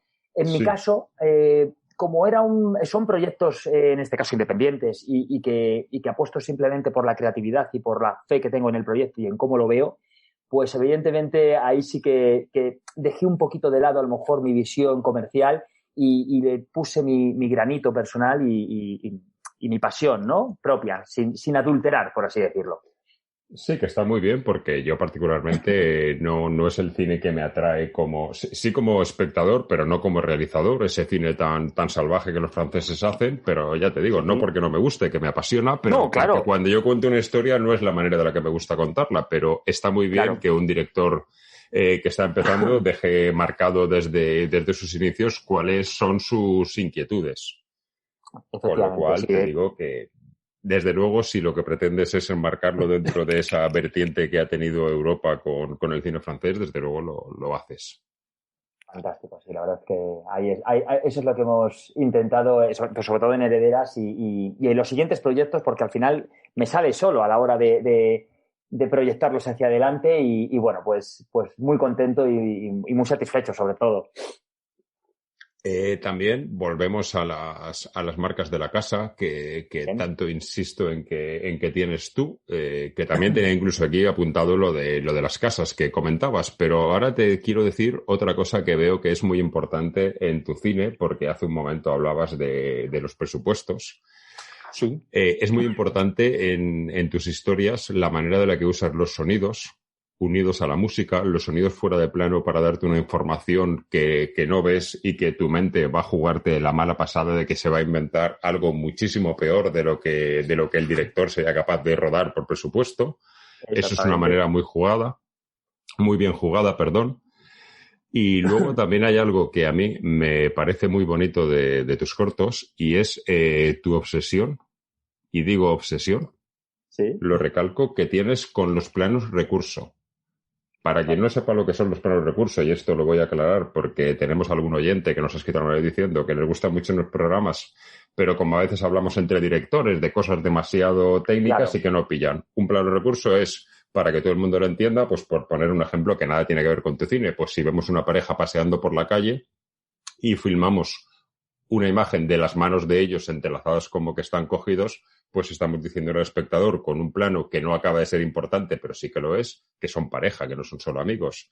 Esto es un plano recurso, ¿vale? Pues tú estás obsesionado con unos planos recursos, sobre todo en este corto lo haces en el tanatorio, de una belleza brutal. No son planos recursos que están y ya está. Están cuidados en fotografía, en iluminación, los haces largos, le dan muchísima fuerza a la historia. Es cierto, me encantan los planos recursos. Es una cosa que y es verdad, cuando procedo a realizar la historia, tal vez no los incluyo, pero luego ya a la hora de componer la historia, ¿no? A modo secuencias, los tengo súper presentes, sobre todo en Bella Postmortem, que bueno, incluso tuve que cortar mucho del metraje final, porque a lo mejor hasta me excedía en ellos, pero sí que es verdad que incido mucho en ellos. Además, era un sitio tan frío y tan hermosamente tétrico, lo que era aquella sala de autopsias, que no podía evitar, Domingo, de rodar todos esos pequeños instrumentos, ese pequeño instrumental, ¿no? Que hay alrededor de lo que es el cuerpo de la pequeña y, sobre todo, de ese pequeño instrumental que se realiza para pues lo que es una autopsia o una tanatopraxia. Y efectivamente me apasionan. Me apasionan en cada uno de los cortos. Es verdad que en cada uno de los cortos y en el proyecto de Herederas tienen una fuerza muy, muy importante. Al igual que también lo tiene el sonido, que, como bien has dicho, al no tener presupuesto, es un recurso, yo creo que muy, en este caso, inteligente, porque evidentemente no tiene uno presupuesto para mostrar lo que tal vez uno tiene en la cabeza, pero yo creo que la imaginación es aún más escabrosa, ¿no? Y el escuchar un crujido o escuchar un aliento, una voz desde fuera de campo, que tú no lo ves, es bastante inquietante, es verdad. Bueno, como verás, me he hecho los deberes, que he mirado tu corto con lupa, plano por plano, y le he hecho una tesis prácticamente. Maravilloso. También la importante de la arquitectura, que sabes quién es otro director que ha trabajado mucho lo que te comentaban a ti, que aquí trabajas mucho el enseñar las casas, que eso podríamos llamarlo arquitectura, y por ejemplo en una película que a mí me apasiona está muy, muy, muy, muy presente la arquitectura, como esta película es Verónica, que juega mucho con la ciudad. Efectivamente. Verónica para mí es una de las obras maestras que tenemos del cine español, con una de las mejores actrices que tenemos también en el panorama de nuestro cine, que es Claudia Placer, de la que tengo la fortuna y suerte de poder dentro de poco trabajar con ella. Y efectivamente la película, la ciudad en sí es un personaje más, es un personaje aterrador cuando quieren convertirlo en aterrador, y luego es un personaje completamente descriptivo al comienzo de la película, con una belleza que es inigualable, ¿no? Es decir, nos traslada muy armónicamente a esa época, y la verdad es que saben conjugar muy bien las dos atmósferas dentro de la misma ciudad. Bueno, y a mí me parece una inmensa y maravillosa película, ¿eh? Pues ahí la comparamos, y bueno, no estoy yo simplemente lanzándote análisis de tu película, y apenas te dejo a ti que lances. Tú puedes lanzar lo que quieras cuando quieras, ¿eh? No hace falta que me dejes solo hablar a mí. No, por supuesto. Yo, para no interrumpirnos y bueno, decir eso, que efectivamente Verónica es una de las grandes referencias. Luego hay otra cantidad de cine, por ejemplo, que también me ha gustado mucho y he querido llevar en cierta manera a esta saga, ¿no? Que, bueno, como decía antes, era el cine paranormal. la saga de James Wan de Expediente Warren, como bien se ve que tengo a la muñeca Annabelle en el cortometraje de Vida Postmortem, me ha parecido también muy inquietante. Efectivamente, es una saga, un universo cinematográfico de terror que utilizan componentes muy parecidos a los que a mí me gustan, como siempre son presencias femeninas protagonistas, las casas, por supuesto, entidades malignas, y en muchas de esas películas el final lo dejan abierto. Entonces, da a pensar pues varias opciones, ¿no? Que bueno, pues ahí las tenemos. Así que un cine más que también me gusta mucho. Muy bien. También he notado de tus marcas de la casa, perdóname que insista en las marcas de la casa de Carlos, yo encantado. pero es que es algo ¿Sí? que me ha traído mucho desde que conocí tu primer cortometraje. Trabajar con niños, algo que yo he hecho, me parece algo súper difícil.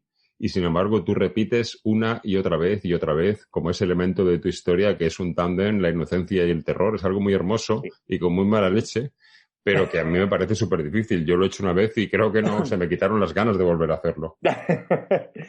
La verdad es que me apasiona. Es decir, ellas sobre todo, porque principalmente he trabajado con niñas, aunque también en Herederas tenemos al precioso y maravilloso Eros, que es un actor maravilloso. Y bueno, trabajar sobre todo con ellas, en mi caso, ha sido y es fantástico. Es increíble la capacidad que tienen de llevar la historia a la pantalla pues a través de su acting. Y la verdad es que me han sorprendido constantemente. Por eso no quiero dejar de trabajar con ellas. Hay que luchar en este cine por seguir trabajando con las pequeñas, con los pequeños, para darles voz, para abrir, ¿no?, esas puertas y sobre todo para hacer este tipo de cine que tanto necesitamos y que en otros países, sobre todo, están trabajándolo constantemente. Aquí en España lo que me he dado cuenta es que se hace cine de terror, se hace muy buen cine en general, pero falta este tipo de cine o tal vez no es el suficiente, ¿no? Recuerdo, mira, por ejemplo, estábamos hablando de Verónica, tenemos La influencia con Claudia Placer de Denis Rovira, una película fantástica. Tenemos Voces recientemente de Ángel Gómez, pero tenemos que ir salteando en el tiempo para encontrar una película, ¿no?, de este tipo con ella, sobre todo de protagonistas. Y es lo que yo intento, desde mi humilde posición, ¿no?, cambiar y seguir generando proyectos con ellas, fundamentalmente. De hecho, ahora tenemos, bueno, Herederas, por supuesto, tenemos a maravillosa Ana Cole y Alma J. Cerezo como las protagonistas principales. Es un proyecto que tenemos un elenco mayoritariamente femenino, aunque trabajamos también, por supuesto, con 4 actores maravillosos. Pero los siguientes proyectos que tenemos ya para este año, es fantástico que ahora que me lo digas, Domingo, porque casualmente volvemos a repetir con Claudia Placer, que voy a trabajar, con Ana Cole y con Nacho Guerreros, junto con Álvaro y Pedro Nistal. Y luego, posteriormente, para verano, tenemos programada una película antológica que se titula Dark Girls, ¿no? Y trata efectivamente sobre 4 niñas y una monitora en el que, bueno, no voy a dar muchas más pistas, realizan gracias a ellas una antología que vamos a hilar con cortometrajistas nuestros, propios de este país, en el que tratamos principalmente las niñas en el cine de terror. Principalmente todos los cortometrajes que tenemos son cortometrajes compuestos y protagonizados por ellas, y queremos de este modo dar voz y potencia. De hecho, tengo que decir, por ejemplo, que tenemos en Dark Girls a 4 actrices pequeñas. Tenemos a Alma J. Cerezo, tenemos a Anastasia, tenemos a Sara Belmonte, y ahora tiene que entrar una 4ª pequeña más. Y bueno, tenemos a Ana Cole, por supuesto, que van a formar el elenco principal femenino. Y la verdad es que estoy emocionado con todo este tipo de proyectos y con esta temática que seguimos luchando y procesando para levantarlo. O sea, que estás totalmente arriba con mogollón de proyectos y mogollón de trabajos. O sea, no vas a parar. Esto solo provoca envidia en mí. Bueno, intento. Ya sabes que aquí el hándicap es, hay muy buenas ideas, pero hay muy poco presupuesto, eso está claro. Luchando como titanes para levantar todos estos proyectos, y luego ya, pues creo que vas a ser la primera persona que lo digo. Tengo un súper proyecto también para, no sé si a lo mejor finales de año o principios del siguiente, que también vamos a trabajar con 4 chicas. Y espero y creo, vamos, que va a ser muy, muy potente. Además, vamos a tratar una temática creo que diferente a lo que he hecho hasta ahora y vuelve a ser mi carta de amor sobre el cine de género reformada de nuevo. ¿Y todos estos proyectos son también autoproducciones o ya hay algo de financiación por parte de productoras detrás? Pues mira, el cortometraje El legado de Alicia, que es una precuela precisamente de Herederas, es un proyecto que está autofinanciado. Vamos a levantar dentro de muy poquito un crowdfunding que no sabremos si podremos sacarlo o no. Bueno, esperamos que con la ayuda de los mecenas y todos los cineastas que confíen, bueno, de todos los cineastas y de todo el público en general que confíen en nuestro cine, podamos levantarlo porque va a ser cuenta con un presupuesto muy pequeñito. Y sí que es cierto que hay productoras que están detrás y confiamos en que una vez que vean el proyecto avanzar, pues apuesten por nosotros. En el caso de Dark Girls, que es la antología, nosotros al tener ya todos los cortometrajes rodados, bueno, pues eso nos facilita bastante las cosas. Y luego sí que es cierto que para el tema del rodaje del hilo conductor, pues esperamos autofinanciarnos. Somos bastantes directores los que lo vamos a codirigir y coproducir. Hay, si no me equivoco, 4 productoras. Y bueno, 4 productoras pequeñitas que estamos luchando pues para mantenernos ahí arriba a flote. Y bueno, esperamos autofinanciarnos en este sentido. Y bueno, el tercer proyecto, el que te comentaba, Orfandad, te puedo decir el título, es un proyecto que todavía no sabemos cómo va a ir regido a la hora de la financiación. Posiblemente lo autofinanciemos o posiblemente, pues busquemos otras vías de financiación, pero lo que sí que es cierto es que se va a realizar sí o sí porque es un proyecto también muy personal. Pues casi nada, no sé. ¿Cómo te va el tiempo a hacer todo esto? Porque son Domingo. Miles y miles de proyectos que, espero que vayan muy bien y desde luego te brindo para toda la publicidad que puedas necesitar para todos esos crowdfundings, tanto el blog Fantástico Español como el podcast, como todo lo que necesites para darle publicidad y hacerlo visible y que todos esos proyectos vayan adelante. Infinitamente agradecido. Ya sabes que, Fantástico Español para mí es fantástico desde siempre, desde el primer momento. Y agradecerte de verdad la ayuda, que la vamos a necesitar sin duda.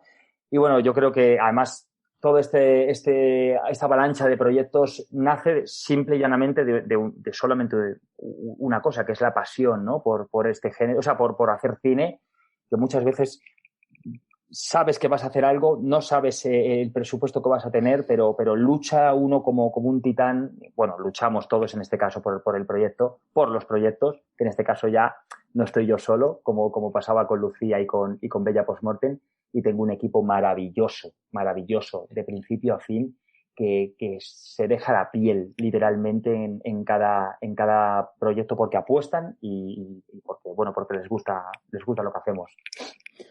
Muy bien, pues no sé, a mí se me ha quedado algo en el tintero, pero tampoco era algo demasiado importante. No sé si a ti te queda algo que nos quieras contar primero de Bella Postmortem que se nos haya quedado, de algo que yo no te haya preguntado sobre el funcionamiento del corto, sobre la historia que cuentas y demás, y luego algo que más nos quieras contar sobre tu futuro, que desde luego es brillante y prometedor y envidiable. Pues Bella Postmortem, que yo creo que hemos tratado todos los temas más importantes. Bueno, destacar también, yo creo que a lo mejor una de las cosas que más me gustan del cortometraje, aparte de deleitarme, ¿no? A la hora de rodar con la pequeña y con Tania en el tanatorio, es su final, el cual, fíjate, en un principio, ahora que me decías, claro, al estar inspirado tan intensamente por el cine de terror francés, si hubiera tenido tal vez más presupuesto, hubiera sido más explícito a la hora de llegar a ese final, ¿no?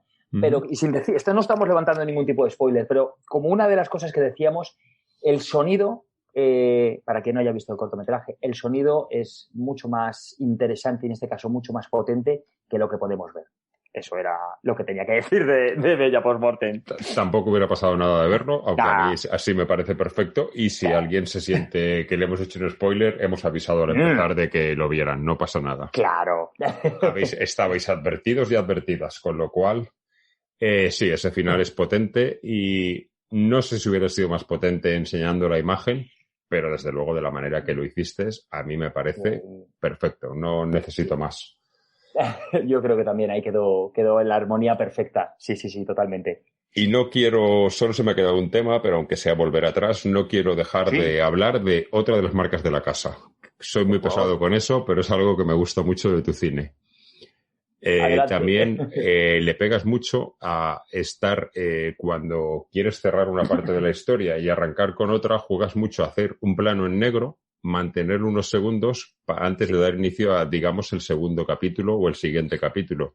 Es algo poco común, es algo que se ha perdido mucho en el cine moderno, es algo que en el cine clásico se usaba mucho, pero es algo que sigue funcionando.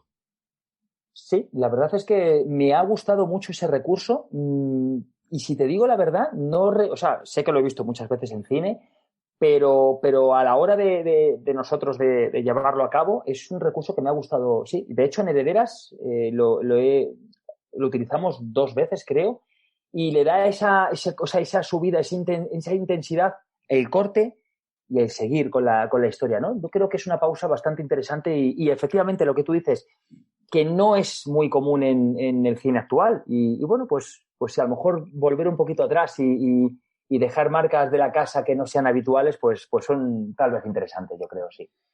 Muy bien, pues no sé cuánto tiempo llevamos hablando de esta maravilla de corto, andaremos sobre los 30 o 40 minutos supongo, pero bueno, si no quieres añadir algo más, no te creas que te vas a ir sin que te ponga en el aprieto que pongo a todos mis invitados.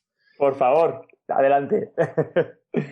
Quiero pedirte que me escojas una y solo una película, me da igual que sea clásica o moderna, de nuestro cine, del cine fantástico español, una película que de verdad la lleves siempre junto a ti, que sea tu película de cabecera y que siempre que sea muy importante para ti y que no te canses de verla.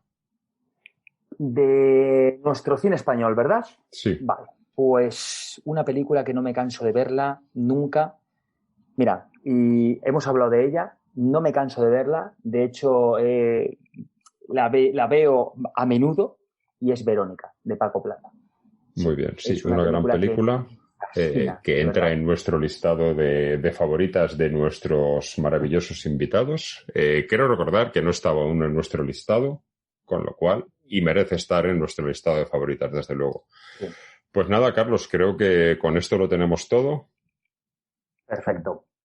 Ha sido un placer tenerte, ha sido un placer charlar contigo. Espero que tengas mucha suerte y que te funcione muy bien Herederas y desde luego espero poder tener la oportunidad de verlo aquí en Valencia y de que se vea en toda nuestra península para que todos nuestros oyentes tengan oportunidad de ver cómo eres capaz de funcionar con un largometraje. Bueno, agradecerte infinitamente la fantástica oportunidad que he tenido de poder charlar contigo acerca de este cortometraje, de cine, de nuestro cine sobre todo, y lo mismo, por supuesto, yo si puedo aportar mi granito de arena con vosotros, será siempre maravilloso, invitadísimo a cualquiera de las proyecciones, eventos que hagamos, cuando nos podamos mover, por supuesto, o si es allí. Y será para mí un honor poder compartir, ya te digo, salas, ratos y volver a charlar contigo de todo esto que me apasiona. Muy bien, pues nada, Carlos, te despedimos a nuestros oyentes hasta el siguiente programa y recordaros simplemente que aparte de escucharnos, pues si queréis escribirnos tenéis nuestro correo que es masdemilgritos@gmail.com. Un abrazo, Carlos, y un abrazo a todos nuestros oyentes y oyentas, no está bien dicho, a todos nuestros oyentes, sean del sexo que sean y sean de la condición que sean. Un abrazo para todos. Un abrazo.